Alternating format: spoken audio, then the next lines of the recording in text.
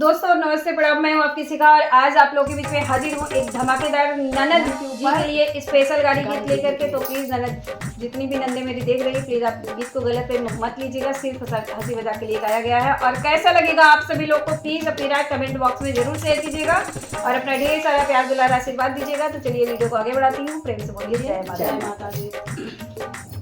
नैहर में ननदी बहुत शरमाए, नैहर में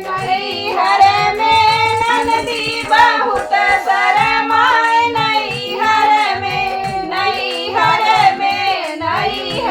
में ननदी बहुत शरमाए, नैहर में ए तो खेत ए तो पानी में आग लगावा थी, बिना बादल के बारिश करावा थी, अपने नैहर में बिजली गिरावा थी, नैहर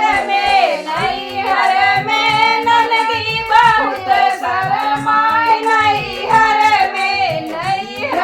में ननदी बहुत शरमाए, नैहर में ये तो सासू से चुगली लगावा थी, मोरे साइया से चक्कर चलावा थी, हमें रोज राती के भगावा थी, नैहर में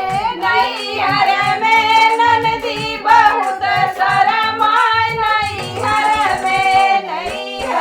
में ननदी बहुत शरमाए, नैहर में अपने जीजा से नैना लड़ावा थी, अपने दीदी के अलगे सोवावा थी, अपने राती में मजा खूब मारा थी, नैहर में ननदी बहुत शरमाए, नैहर में ननदी बहुत शरमाए, नैहर में।